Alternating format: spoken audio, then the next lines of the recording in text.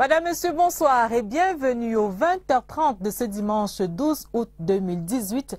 À la une, aux prises avec les démons de la division et de la guerre, le Cameroun invoque le prince de paix.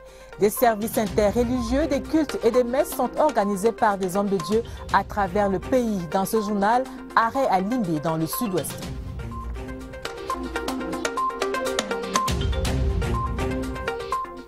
Artisans de paix, acteurs de la sécurité, c'est le rôle attribué aux jeunes en ce dimanche 12 août, journée à eux consacrée dans le monde. Le Musée national a servi de cadre à ses appels en faveur d'une jeunesse responsable. Les détails dans ce journal. Regard sur le Cameroun, notre page spéciale arrête sur le sport, un élément unificateur, objet de toutes les attentions du gouvernement. Toutes les disciplines connaissent des mutations positives pour engranger toujours plus de victoires. Voilà pour les titres. Un communiqué de presse en ouverture de ce journal. Le président de la République, son Excellence Paul Biya, a quitté Yaoundé ce dimanche 12 août 2018 en fin de matinée en compagnie de son épouse, Madame Chantal Biya, pour un court séjour privé en Europe. Le communiqué est signé du ministre directeur du cabinet civil, Samuel Mvondo Ayolo.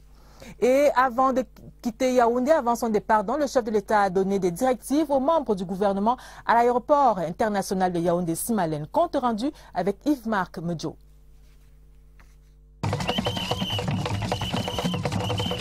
La joie des retrouvailles. Les retrouvailles entre le président de la République et les inconditionnels du pavillon d'honneur de l'aéroport international de Yaoundé-Simalène. Comme quoi, jeunesse active pour Madame Chantal Biya, militant de la section RDPC Mefou Afamba Sud. Ils ont tous répondu présents à l'appel du devoir.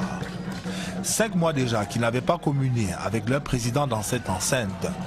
5 mois que le président de la République n'avait pas quitté le Cameroun. Les retrouvailles de ce 12 août 2018 seront teintées de beaucoup de chaleur. Le rituel protocolaire, quant à lui, met en scène une quinzaine de personnalités conduites par le président du Sénat, Marcel Nyadji Fenji. Si tous reçoivent la poignée de main de Paul et Chantal Biya à leur arrivée, à certaines personnalités, des directives particulières seront données par le président. L'escale du pavillon présidentiel sera brève, mais tout aussi chaleureuse. Aucune audience accordée par le président Biya, mais des échanges en toute décontraction entre la première dame Chantal Biya et des épouses de proches collaborateurs du chef de l'État. Une quinzaine de minutes après leur arrivée en Simalène, le président de la République et la première dame quittent le pavillon présidentiel pour prendre cette fois la direction de l'avion spécial devant les conduire en Europe. Un ultime salut à l'état-major mixte, à l'équipage et aux personnalités venues leur souhaiter un bon voyage. Et voilà l'avion présidentiel qui entame ses manœuvres pour son décollage effectif qui aura lieu peu avant 12 heures. Les suites de la vidéo de 2 femmes exécutées avec leurs enfants, le ministre de la Communication a annoncé vendredi dernier l'interpellation de 7 personnels de forces de défense. Ils sont soupçonnés d'être impliqués dans cette affaire qui défraie la chronique depuis quelques semaines déjà. Toutefois, le ministre Issa Chiroma Bakari a tenu à repréciser la position du gouvernement face à cette situation dont l'issue dépend désormais de la justice. Je vous propose d'écouter Issa Chiroma Bakari, porte-parole du gouvernement, dans cet extrait sélectionné par Oswald Medoum. J'ai donc eu à intervenir au nom du gouvernement pour dire que nous ne nous reconnaissions pas dans ces 2 militaires qui n'arboraient pas les tenues telles que je les avais décrites, mais que le président de la République, chef des armées, a instruit qu'une expertise soit mise en place et procéder à une enquête sans complaisance pour éventuellement établir la responsabilité des uns et des autres. Et que si d'aventure il était établi que c'était des militaires camerounais qui étaient impliqués dans cette opération, qu'une sanction exemplaire leur soit infligée par les tribunaux de compétence. Vendredi dernier, donc, j'ai eu à commettre un communiqué dans lequel j'ai annoncé qu'au terme des investigations telles qu'instruites par le chef de l'État, 7 personnels de nos forces de défense et de sécurité ont été arrêtés et déférés aux tribunaux de compétence. J'ai également dans ce communiqué annoncé qu'il y a eu un faisceau de présomption d'implication de ces 7 personnels, mais que ce personnel jouissait naturellement de la présomption d'innocence. Il appartient une fois de plus à la justice d'établir leur culpabilité et éventuellement de leur impliquer la punition conformément au forfait. Et dans la foulée, le ministre délégué à la présidence chargé de la défense communique sur très haute instruction du chef de l'État, chef des armées, une réunion d'évaluation de la situation sécuritaire de l'ensemble du territoire national en prélude à l'élection présidentielle du 7 octobre 2018 se tiendra dans la salle de conférence du ministère de la Défense le lundi 13 août 2018 à partir de 9 h sous la présidence du ministre délégué à la présidence chargée de la défense.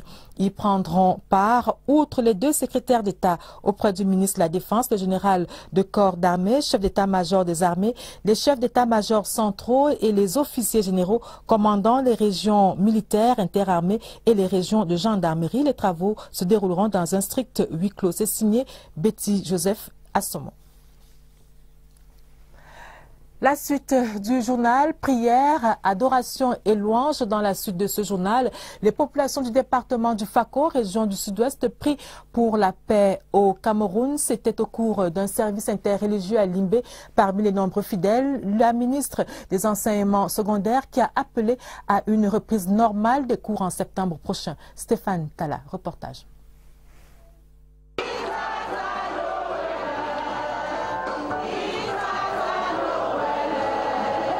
L'avenue Manga Williams de Limbé s'est transformée en un véritable lieu de culte. Plus d'une vingtaine d'hommes de Dieu, croyants de tous bords, membres du gouvernement au rang desquels les ministres des enseignements secondaires Pauline Nalova-Lyonga, de la promotion de la femme et de la famille Marie-Thérèse Abena-Ondoa, le gouverneur du Sud-Ouest, les responsables des forces de sécurité et de défense, entre autres, se sont retrouvés autour d'un même objectif. Prier pour la paix dans les régions du Sud-Ouest, du Nord-Ouest et au Cameroun tout entier.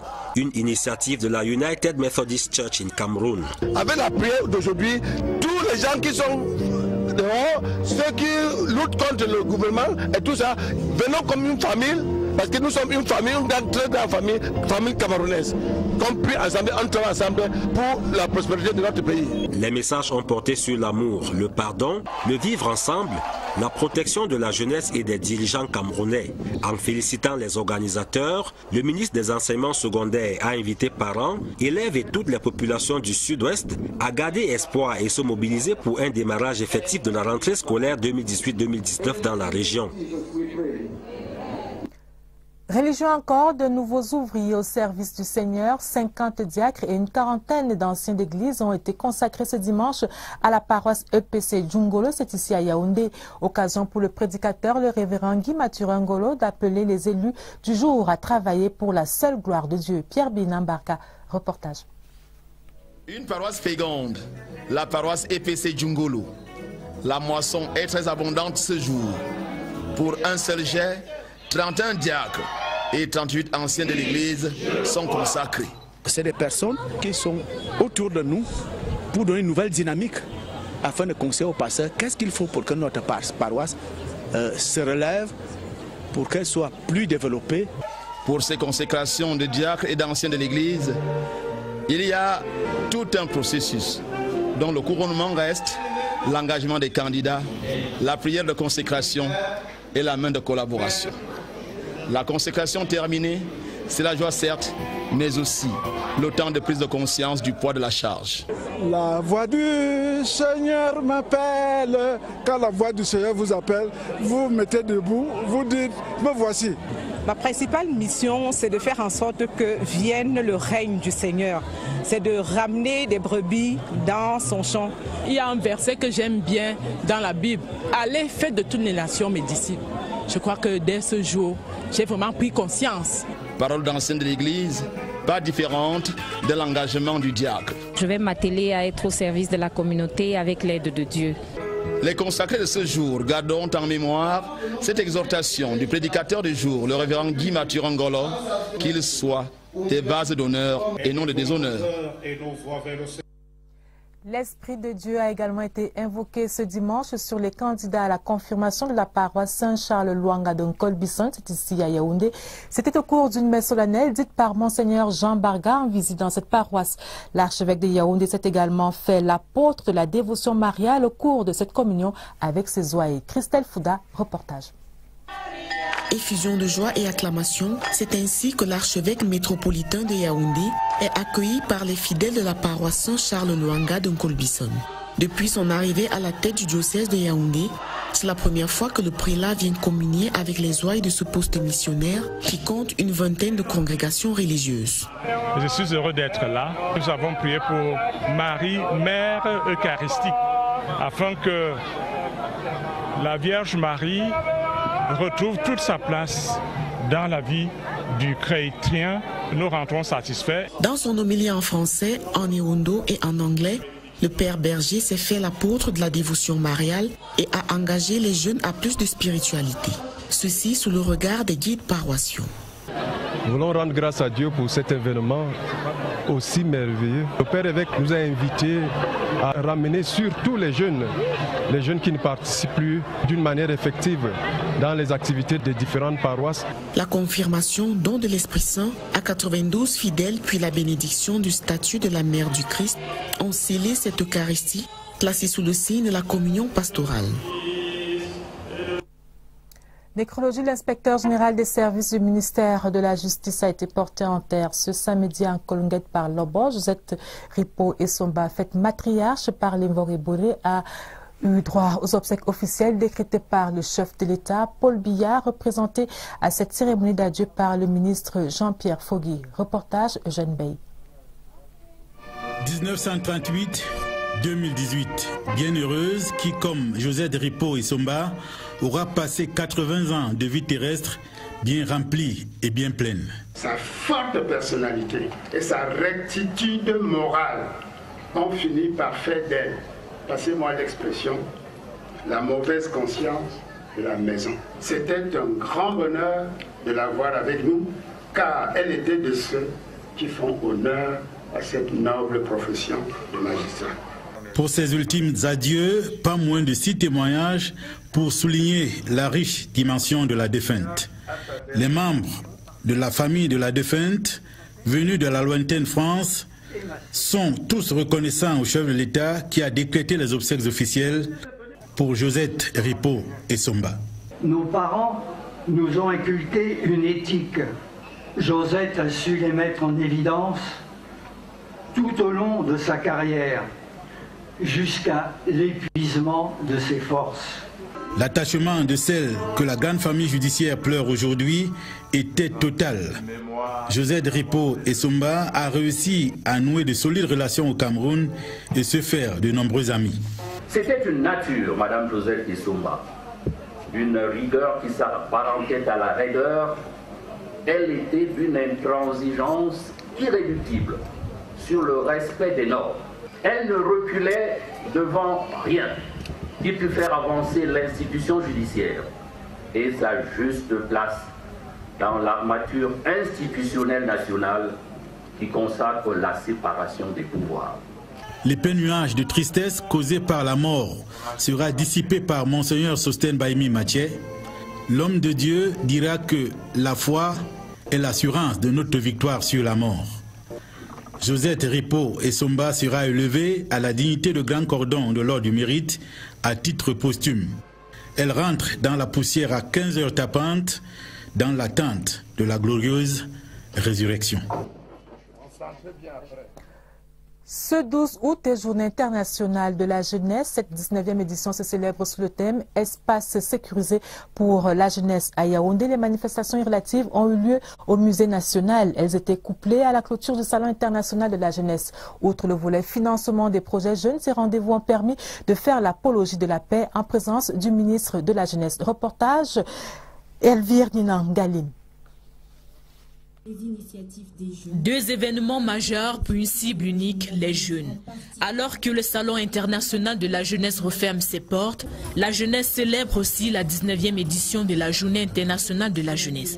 Cette journée apparaît donc comme une opportunité car elle attire l'attention des jeunes sur les problématiques de la paix, de la sécurité et du leadership. Nous encourageons en fait le gouvernement camerounais, les partenaires au développement à tous s'unir pour pouvoir permettre à la jeunesse de s'épanouir, de s'exprimer dans une ambiance d'unité nationale afin de promouvoir le développement de notre cher et beau pays, le Cameroun. Cette célébration riche en émotions et en couleurs témoigne aussi du génie et de la créativité de ces jeunes qui repartent satisfaits de ces 6 jours de salon international. Le Salon international de la jeunesse nous a permis déjà de communiquer avec la jeunesse camerounaise. Ceci dans l'optique de faire connaître nos services et de mieux valoriser le secteur dans lequel nous faisons, qui est le placement du personnel de maison.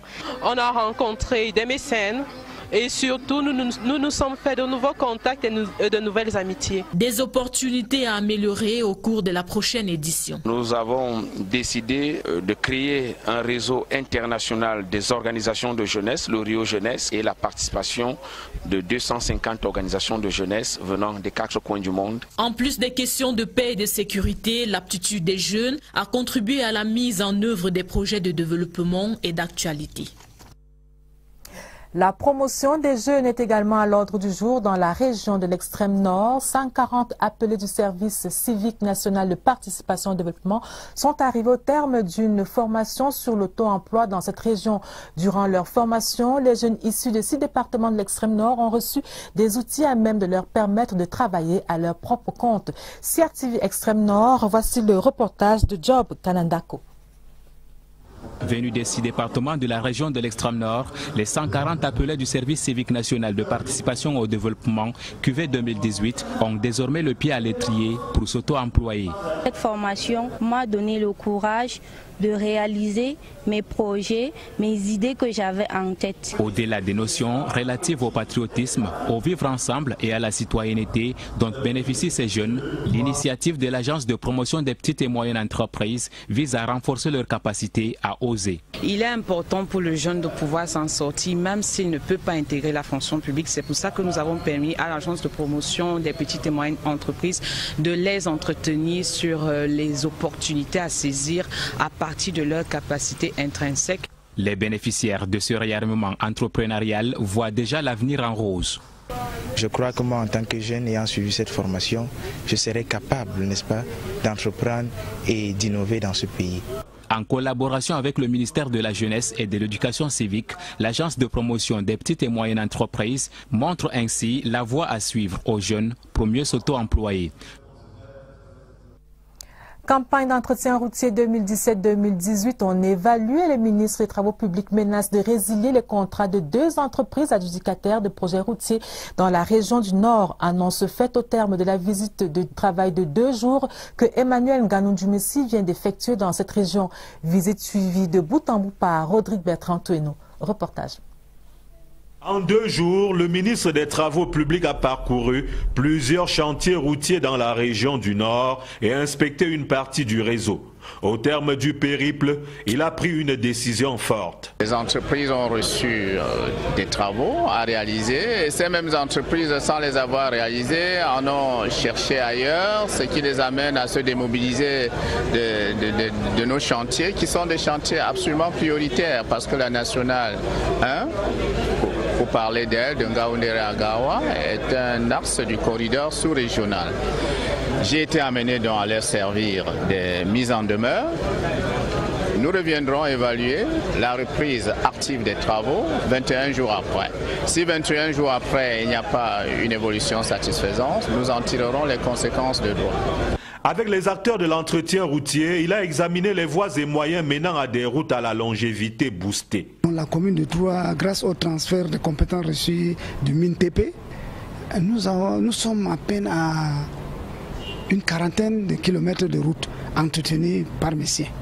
Le ministre a prescrit aux ingénieurs des délégations des travaux publics l'accompagnement désintéressé des maires qui bénéficient déjà de l'appui du MATGENI et bientôt du Centre des métiers des travaux publics de Garoua.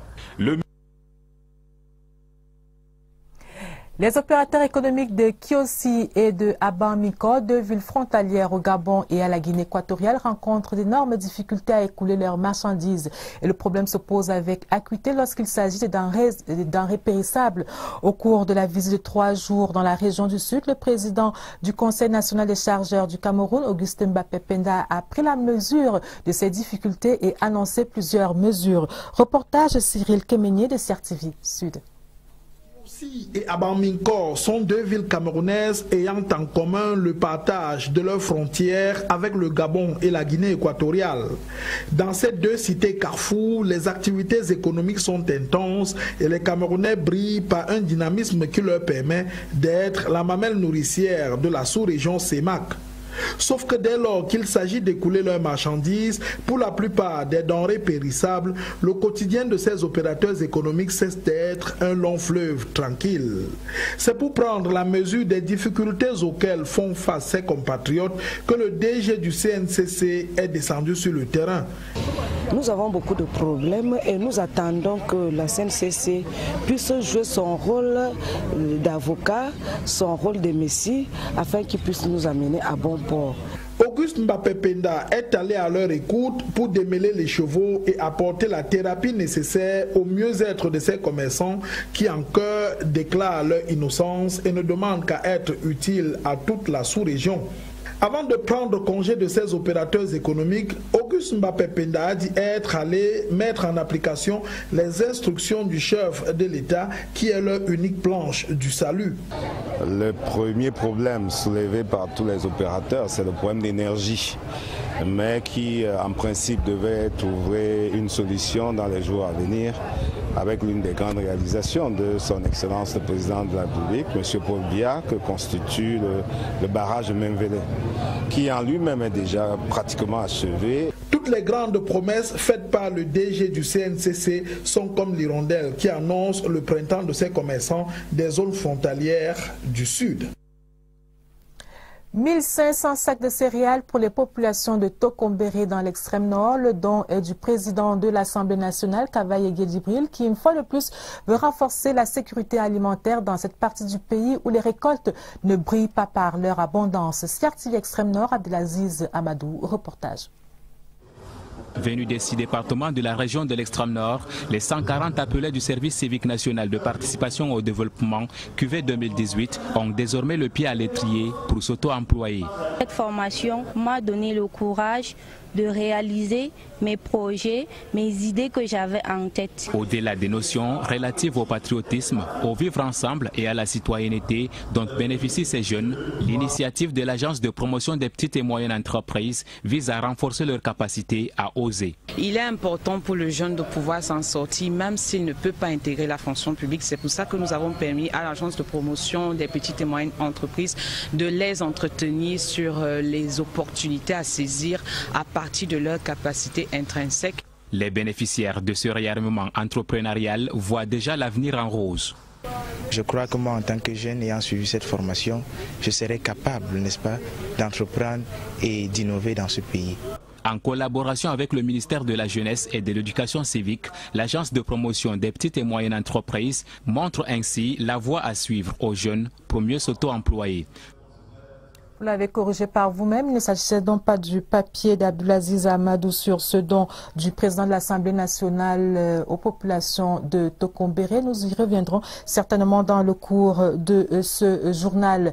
Parlons de politique à présent. Dans la région de l'Est, Joseph Lé, fils de la région, continue de ratisser large en faveur de Paul Biya. Après Garoua-Boulaye, c'était au tour des populations de Bétar et Oya d'abriter les rencontres familiales et fraternelles entre l'élite et les frères et sœurs de l'arrière-pays.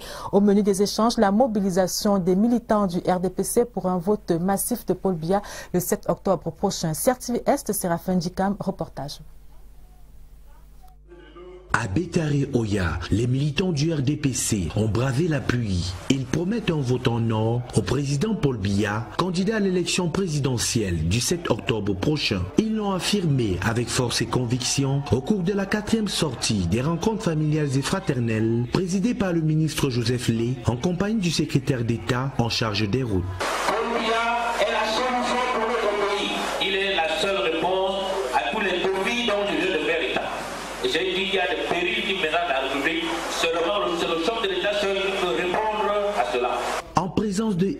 Dembélé, membre de la délégation permanente régionale du comité central du RDPC à l'Est, de l'honorable Kombo Berry, du sénateur Paul Amadou de l'Adamawa, venu soutenir l'action de l'élite gouvernementale de la région de l'Est, les populations de Bétari-Oya ont posé un certain nombre de doléances socio-économiques. L'élite gouvernementale de l'Est compte contribuer à trouver des réponses rapides et efficaces à la résolution de ces problèmes. Dans son propos, le ministre Joseph Lé a invité les jeunes à redoubler d'ardeur au travail et à ne rien lâcher, à l'exemple de ce jeune photographe qui a surmonté son handicap pour gagner dignement sa vie. Au terme des échanges, les militants du RDPC, sympathisants et forces vives de Bétari-Oya ont fait leur choix à l'avance. Ils voteront Paul Biya à 100% le 7 octobre prochain. Ils nous ont édifiés sur tous les plans, les efforts du gouvernement et le bon choix que nous, à la base, nous devions faire pour les prochaines échéances qui sont à l'horizon. La grande mobilisation de ces chaleureuses rencontres familiales et fraternelles de Bétari-Oya s'est achevée par une motion de soutien adressée au président Paul Biya, le candidat naturel du RDPC. Toujours à l'Est, examiner les projets de plan de campagne dans le département du Oignon, c'est l'objectif de la rencontre tenue hier entre les chefs des exécutifs communaux et les présidents des sections RDPC. Présidée par le sénateur Benjamin Mama, cette concertation a également permis de mobiliser les militants pour le 7 octobre prochain. CRTV Est, Elio Meondo, reportage. La mobilisation des chefs des exécutifs municipaux et des présidents des sections RDPC, OFRDPC et OJRDPC du département du Oignon autour du chef de la délégation permanente départementale, le sénateur Benjamin Mama, était totale. Tous, sans exception, ont répondu à l'appel pour une meilleure organisation de la campagne présidentielle qui pointe à l'horizon. L'objectif de la réunion d'aujourd'hui était d'examiner les projets de plan de campagne préparés par les présidents de section. Pour s'assurer un meilleur déploiement des équipes pendant la période de campagne électorale dans le département du Oignon, la collecte de fonds lancée le 27 juillet dernier se poursuit. Avant le début de la campagne officielle, nous serons prêts pour affronter l'échéance que nous attendons. La délégation permanente départementale a déjà encaissé plus de 25 600 000 francs CFA. Le sénateur Benjamin Mama invite les élus du RDPC à manifester leur soutien indéfectible au président national Paul Biya pour une victoire sans faille au lendemain du 7 octobre 2018. Dans sa course vers la magistrature suprême, cette année, le candidat du RDPC pourra compter avec la Presby. L'association jeunesse du président Biya en a pris l'engagement ce dimanche à l'hôtel Montfébé, ici à Yaoundé. Engagement suivi d'une marche de soutien à son champion, ici même à Yaoundé. Reportage Napoléon Bonaparte-Besson. Une mobilisation digne d'un mouvement politique sérieux. Il aura fallu 2 jours pour que la Presby, la jeunesse du président Biya, batte le rappel des troupes. Ces 2 millions de membres entendent apporter leur soutien à l'homme du renouveau le 7 octobre prochain. La Presby tout entière est en train de faire une démonstration de force dans tout le pays. Et c'est une partie que vous avez vue aujourd'hui. À l'image des 7 salles complètes, les artères extérieures sont également inondées de potentiels électeurs. Le deuxième tableau de ces meetings de déférence jeune est consacré à une marche de soutien. Un ralliement effectué sous une pluie battante, comme pour signifier leur conviction. Les jeunes sont venus dire oui au président et ils vont le plébisciter le 7 octobre prochain. Nous ne sommes pas ici pour réélire le président. Nous considérons qu'il est déjà réélu. Ferons entendre les membres de cette dynamique créée le 30 juillet 1996. Après 2 kilomètres de déplacement, la démonstration du militantisme aura pour point culminant l'école publique Bastos, où la jeunesse partisane était attendue par le sous-préfet de Yaoundé 4, Thomas Thierry Nama.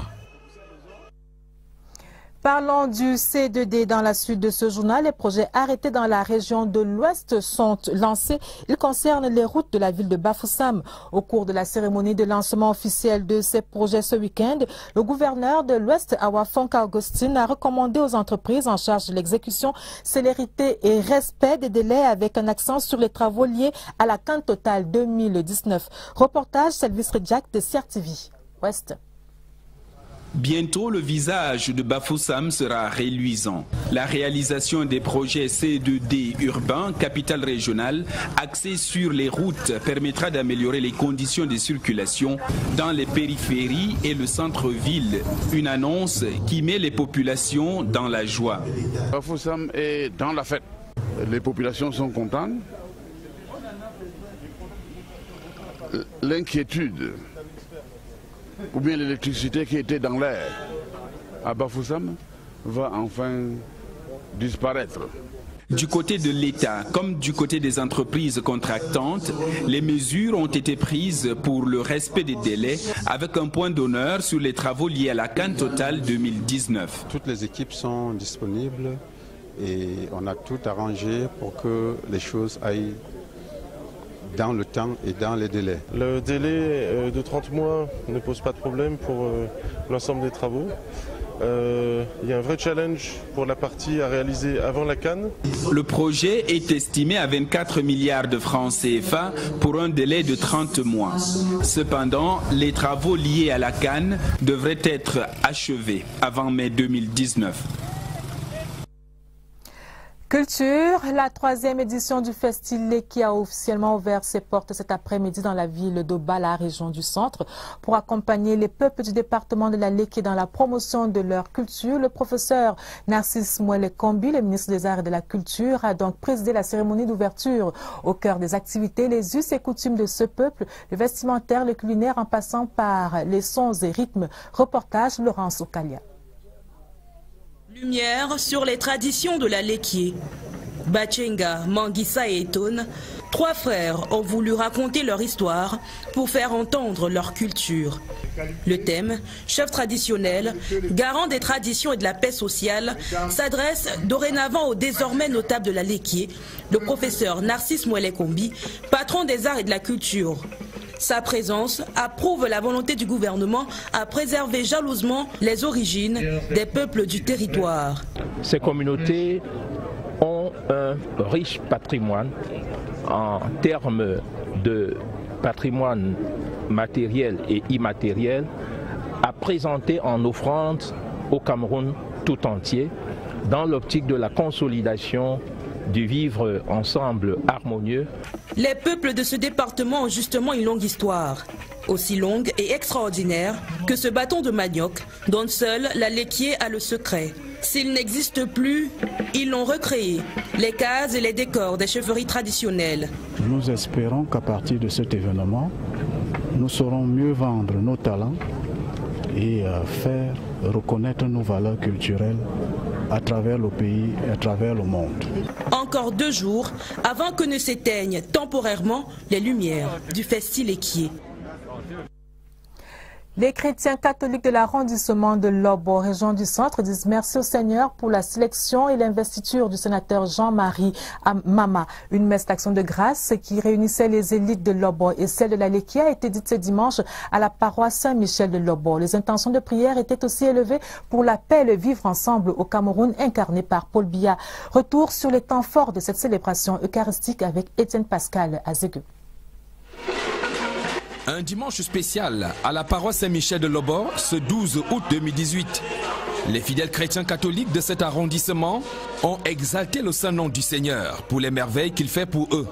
Parmi ces bienfaits figure le chef traditionnel de premier degré, Sa Majesté Jean-Marie Mama, qui a reçu l'onction du chef de l'État pour son investiture et sa réélection comme sénateur RDPC de la Leki. Une messe d'action de grâce, c'est le meilleur moyen de rétablir le lien entre le décideur, qui est le Père Céleste, et celui qui a signé l'acte qui m'a permis d'être réélu. Le curé de la paroisse Saint-Michel de Lobo va insister sur la reconnaissance des valeurs humaines dans son homélie tirée de l'évangile de Saint Jean. Les prières seront également élevées pour la paix, le vivre ensemble au Cameroun, mais aussi pour le président de la République Paul Biya au cours de la célébration eucharistique. Il est bon d'être reconnaissant par rapport à tout ce que le Seigneur fait pour nous dans notre vie. Les fils et filles de l'arrondissement de Lobo ont également fait montre de générosité à travers une quête spéciale destinée à la construction de leur presbytère. Du gospel dans ce journal, Steve Crown, Agatha Moses, John Duchamp et bien d'autres chantres de la musique chrétienne se sont succédés hier sur le podium du Palais des Sports de Yaoundé. C'était au cours d'un méga concert en faveur de la paix et de l'unité au Cameroun. Les milliers de spectateurs présents au Palais des Sports en ont eu pour leur déplacement. Michel Renaud-Wanja, reportage. C'est au nom de la prospérité du Cameroun que les chantes du gospel venus du Nigeria, du Congo, de la Côte d'Ivoire et ceux du Cameroun ont intercédé pour la paix. Pour cet événement fort couru, le ton sera donné par l'ensemble vocal Jubilee Price, Guy Michel et John Duchamp. Les passages de l'artiste congolais Charles Sitenga et de la Nigériane Agatha Moses ont créé une forte effervescence. Nous avons prié Dieu et nous pensons que le Cameroun est un grand pays qui mérite d'être en paix. Tout ce qui concerne la paix, tout ce qui concerne l'amour, ça me touche au plus profond de moi. Venu des États-Unis, la prestation du Nigérian Steve Crown a davantage levé des foules. J'entendais toujours parler d'Agatha Moses et Steve Crown. Sur scène alors, c'était la magie. Ces prières et méditations par le chant gospel participeront davantage à adoucir des âmes pour plus de pardon et de tolérance entre les fils du Cameroun. Et voici la page spéciale du dimanche. Nkou Catherine, de son nom d'artiste Katino, est notre coup de cœur ce dimanche. La mère de Ascenseur et Kargator, Maman Marie, revient sur scène avec un nouveau bébé, Watafoufou. La maîtresse du Bikoutsi qui a fait ses classes auprès des plus grands, Angers Bogo-Eméran, Meillon Ambroise, a entre-temps ajouté une casquette d'apôtre à sa vie. Katino est l'artiste de la semaine. Marthe Judith Bongono signe le reportage. Faire danser des foules au rythme des métaphores en langue ewondo qui donnent lieu à toutes sortes d'interprétations en français, Katino en a fait son histoire. C'est quand j'arrive que je porte le flambeau de femme Bikoutsi. Mais à l'époque, il y avait déjà les hommes qui faisaient le Bikoutsi. 28 ans de carrière, cette native issue du clan Chinga enregistre à son actif 12 albums. Parmi les plus célèbres, Ascenseur et Kargator, la bêtise de Katino.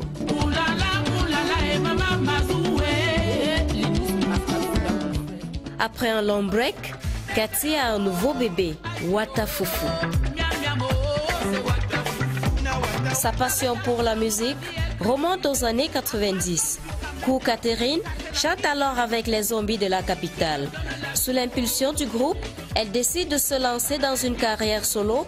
Tino Barosa devient son mentor. J'ai rencontré Tino Barosa. Il fallait que je porte le nom de K de Tino. C'est là où j'ai mis C-A-T-I-N-O. J'ai mis Katino. Aujourd'hui, elle encadre à son tour des jeunes chanteurs de Bikoutsi à l'instar de Manibela.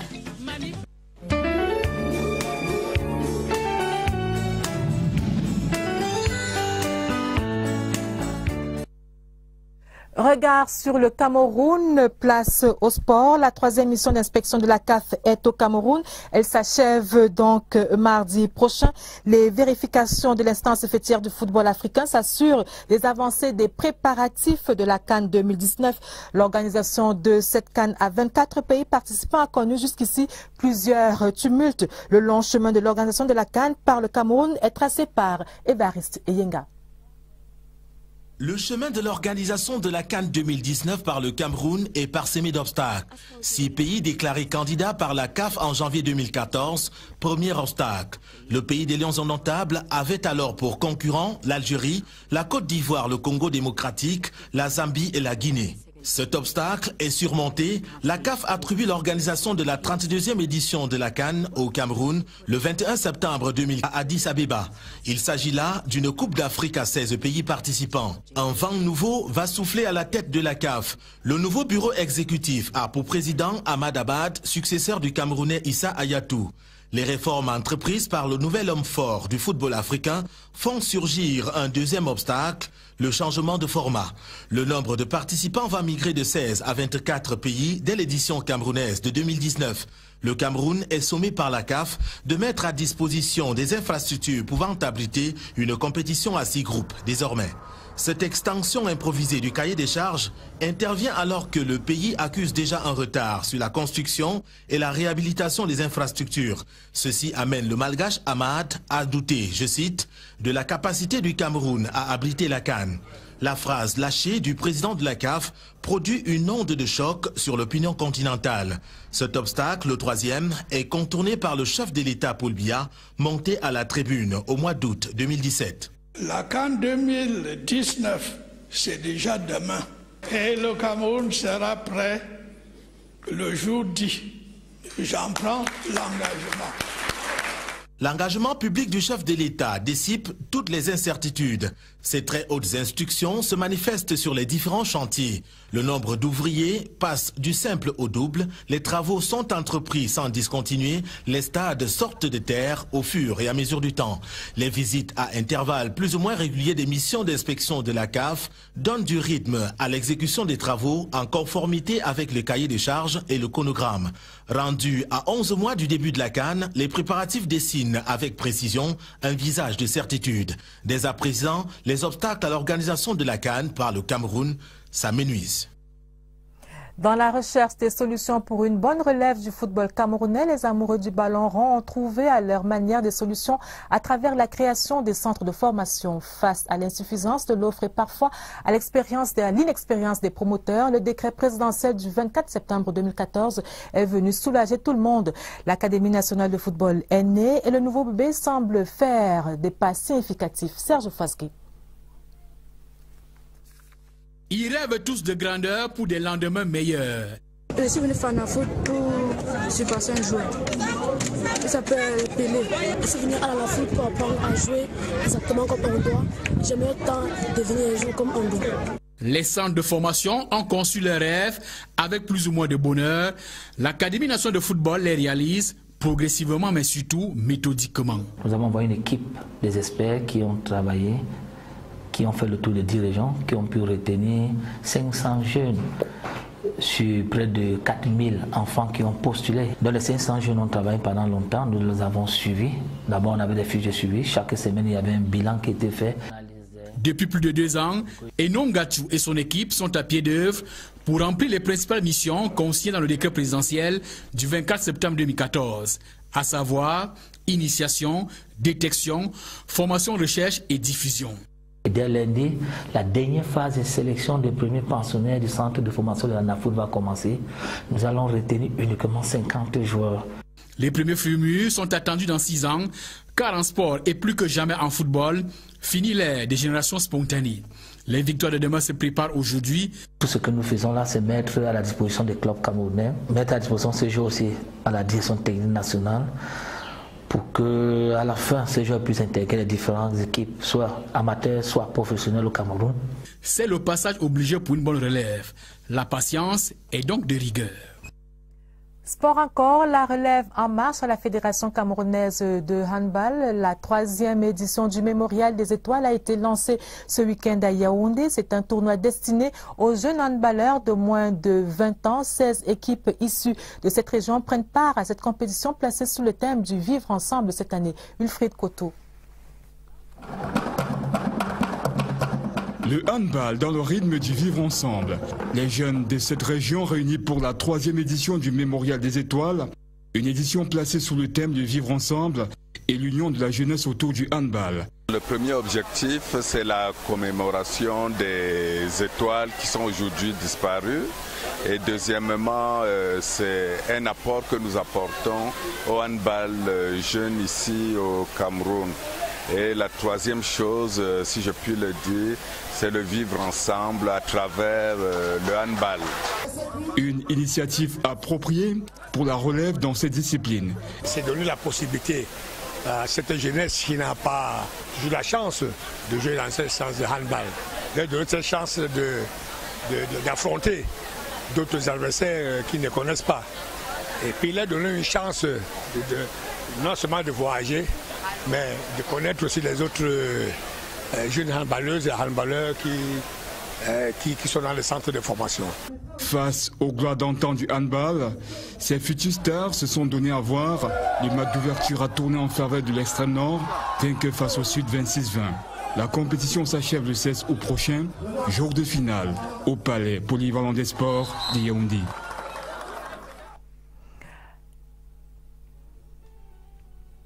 Sport encore, CAN Tanzanie 2019 des moins de 17 ans, ce sera avec le Cameroun. Les Lionceaux ont obtenu leur ticket de qualification ce dimanche à Malabo. Ils ont remporté le tournoi de l'UNIFAC en battant en finale la République du Congo par 3-1.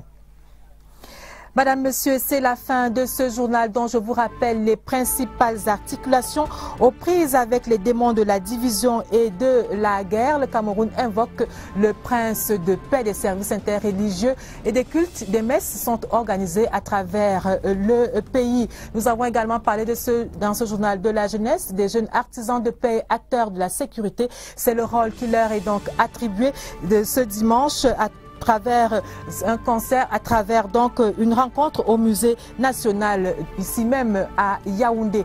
Et également dans ce journal, regard sur le Cameroun, notre page spéciale, arrêt sur le sport, un élément unificateur, objet de toutes les attentions du gouvernement. Toutes les disciplines connaissent donc des mutations positives.